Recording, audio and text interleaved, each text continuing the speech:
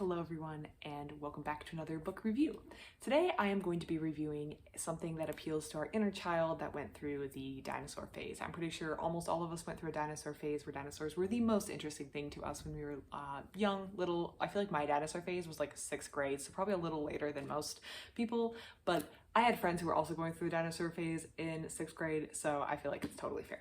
So the book I'm going to be reading today is The Monster's Bones, The Discovery of the T-Rex and How It Shook Our World by David K. Randall. So the first thing to note about this book is it's clearly not an academic text, or I would not label it as like an academic text. It's more of like a pop science history read, and that's totally fine for the layperson. No judgment. I mean, I'm reading it, I'm loving it. And I think it's really, really good. So just to note though, if you're looking for something that's really academic or deals with some of the more modern, I guess, findings about T-Rexes, this is probably not the book for you. But if you just want to kind of relive some of that dinosaur phase that you went through when you were younger, then maybe check this out because this was such a fun read. So this book focuses on the work of Barnum Brown. I always want to say P.T. Barnum, which is who Barnum Brown was named after, but he was different, totally different people. Barnum Brown grew up on a farm in Kansas, but very early discovered fossils on the farm. He was very interested in it, and he wanted to get off this farm in Kansas. He wanted to kind of expand his horizons and see what else was out there in the world.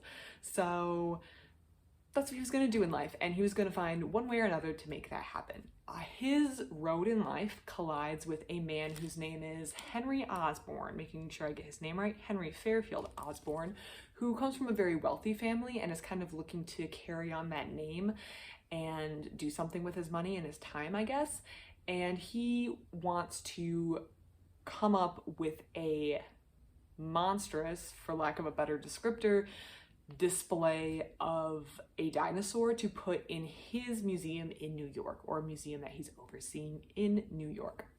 So this tale takes place after what we would consider the Bone Wars, which is something I didn't even know existed until I was listening to a podcast last year and they mentioned it. So the Bone Wars was this time where we had two competing individuals with outsized personalities and egos in the United States. I don't quite remember both of their names. One of them was named Marsh.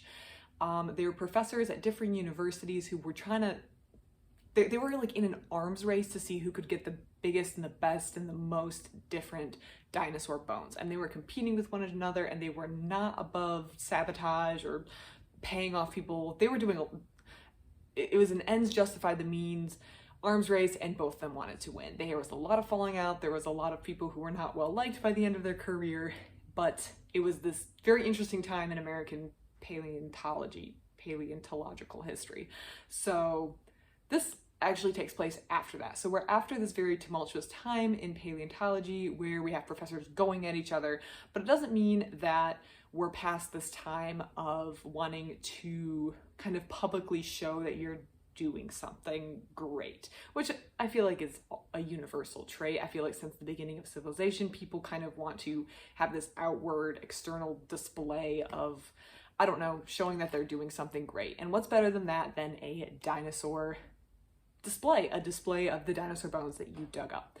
Henry Osborn is one of these men who wants to have something great to show in this museum, and he crosses paths with Barnum Brown, gotta say it correctly, who has a knack for finding bones in the field, and he sets him on a task of finding him bones to show. And the entire book is kind of his life and the way, Henry Osborn, but also Barnum Brown, and how he has all this luck, but also all these problems. And this culminates in him finding the first T-Rex skeleton, and then having to find another T-Rex skeleton so he can get the first big exhibit of the Tyrannosaurus Rex out in public.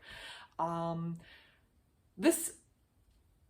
feel like anyone who has seen a T-Rex skeleton in person is kind of in awe at how large this thing is. I have seen the famous one, Sue, located in I believe it's the Field Museum in Chicago. I know it's in Chicago. And I saw this when I was like an early teen. My dad took me there on a trip.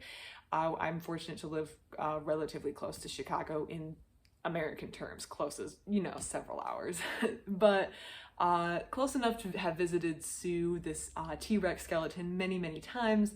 And every time it's just such a cool and amazing experience. And I feel like no matter how old you are, you can be in awe of it. So reading the story of how people first discovered it and kind of the shock and awe of pulling these things from the earth for the first time was very, very interesting. And you can kind of relate to it if you've seen a dinosaur exhibit like this, like the awe of seeing something so big. But then imagine being the person who's pulling it out of the earth, and then imagine having to find another one, and then imagine being the person who has to trust these rail cars to bring it back across the country all wrapped up and not to break it, etc.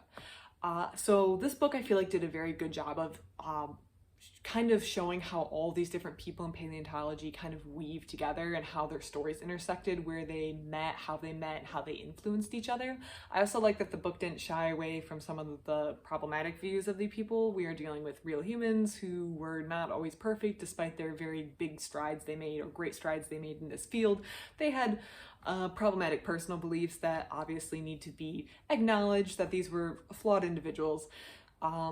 And I like that they definitely took some time to discuss this. I like knowing the history. I feel like it's just interesting, or it adds a dimension when you go to see this exhibit, knowing a little bit of the history of the skeletons, or how much work had to go into finding these skeletons, bringing them back. Some of the just pure luck. I mean, you can kind of he talks about looking at the different layers and knowing, okay, this layer probably isn't going to be good for finding skeletons because of this, but maybe this layer is going to indicate a lot of like silt that could have settled and that could have preserved bones. So there's a level of intuition and knowledge that goes into finding the bones, but some of it just comes down to pure luck and the number of fruitless expeditions, this is the right word, expeditions that they had to go through without finding something as big as Henry Osborn wanted. Was, you could feel the frustration as like the reader that he was experiencing, especially Barnum Brown, who was under pressure from someone else who essentially controlled his job and his money and his and also was feeling personal pressure. Henry Osborn, the one who's applying the pressure because he has to maintain what he thinks of as his family name, and also this outward display of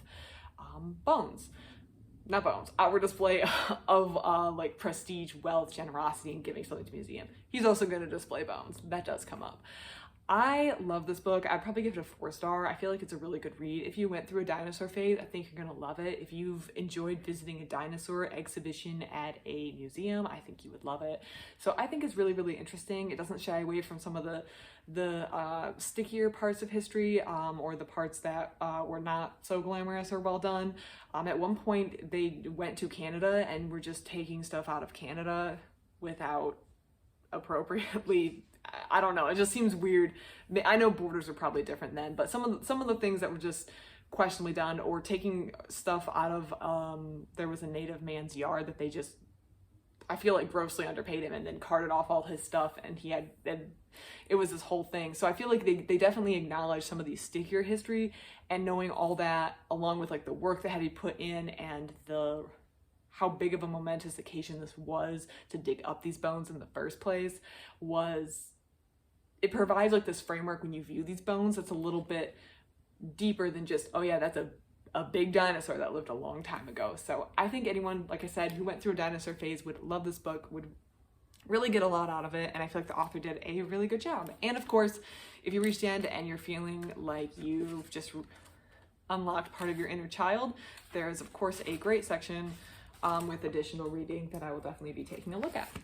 Other than that, everyone, thank you so much for watching this review. If you've read this book or have any thoughts on it, or can recommend any books like this, I'd love to hear it. Please comment down below. Other than that, thank you so much for watching, and I hope you have a great rest of your day. Kyle says goodbye too.